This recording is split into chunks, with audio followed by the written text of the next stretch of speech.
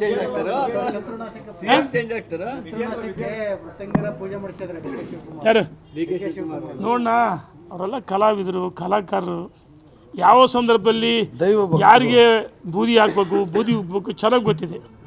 ಅವರು ದೈವಿ ಭಕ್ತರು, ದೈವ ಭಕ್ತರು. ಹಾಗಾಗಿ ಅವರು ಕಲೆಯನ್ನು ಭಾಳ ಚೆನ್ನಾಗಿ ಕರಗತ ಮಾಡ್ಕೊಂಡಿದ್ದಾರೆ ಡಿ.ಕೆ. ಶಿವಕುಮಾರ್. ಪೂಜೆ ಏನಾರು ಫಲ ನೀಡ್ತೈತೆ, ನೀವು ಸ್ವಾಮಿಯಾರ ಅದ್ರಿ, ಏನಾರು ಫಲ ನೀಡ್ತೈತೆ ಹಂಗೇನಾರು ಅದನ್ನ ಅದನ್ನು ಯಾರು ಹೇಳ್ಬೇಕು? ಸ್ವಾಮಿಯಾರ ನೀವು ಹೇಳ್ಬೇಕು. ನಾನಲ್ಲ, ಸನ್ಮಾನ್ಯ ಡಿ.ಕೆ. ಶಿವಕುಮಾರ್ ಹೇಳ್ಬೇಕು. ಧನ್ಯವಾದಗಳು.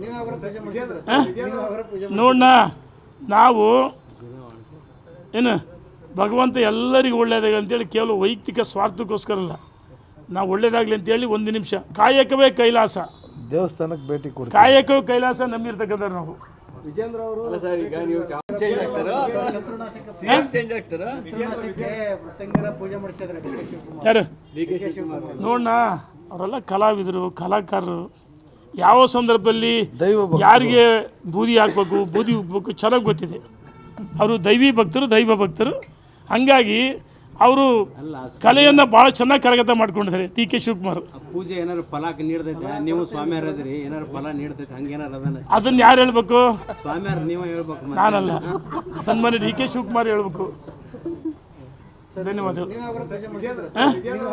ನೋಡೋಣ, ನಾವು ಏನು ಭಗವಂತ ಎಲ್ಲರಿಗೂ ಒಳ್ಳೆಯದಾಗ ಅಂತೇಳಿ ಕೇವಲ ವೈಯಕ್ತಿಕ ಸ್ವಾರ್ಥಕ್ಕೋಸ್ಕರ ಅಲ್ಲ, ನಾವು ಒಳ್ಳೇದಾಗಲಿ ಅಂತೇಳಿ ಒಂದು ನಿಮಿಷ ಕಾಯಕವೇ ಕೈಲಾಸ, ದೇವಸ್ಥಾನಕ್ಕೆ ಭೇಟಿ ಕೊಡಿ. ಕಾಯಕವೇ ಕೈಲಾಸ ನಂಬಿರ್ತಕ್ಕಂಥವ್ರು ನಾವು.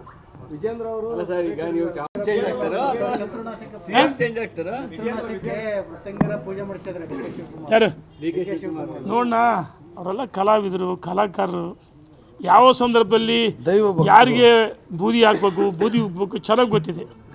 ಅವರು ದೈವಿ ಭಕ್ತರು, ದೈವ ಭಕ್ತರು. ಹಾಗಾಗಿ ಅವರು ಕಲೆಯನ್ನು ಭಾಳ ಚೆನ್ನಾಗಿ ಕರಗತ ಮಾಡ್ಕೊಂಡಿದ್ದಾರೆ ಡಿ.ಕೆ. ಶಿವಕುಮಾರ್. ಪೂಜೆ ಏನಾರು ಫಲ ನೀಡ್ತೈತೆ, ನೀವು ಸ್ವಾಮಿಯಾರ ಅದ್ರಿ, ಏನಾರು ಫಲ ನೀಡ್ತೈತೆ ಹಂಗೇನಾರು ಅದನ್ನ ಅದನ್ನು ಯಾರು ಹೇಳ್ಬೇಕು? ಸ್ವಾಮಿಯಾರ ನೀವು ಹೇಳ್ಬೇಕು. ನಾನಲ್ಲ, ಸನ್ಮಾನ್ಯ ಡಿ.ಕೆ. ಶಿವಕುಮಾರ್ ಹೇಳ್ಬೇಕು. ಧನ್ಯವಾದಗಳು.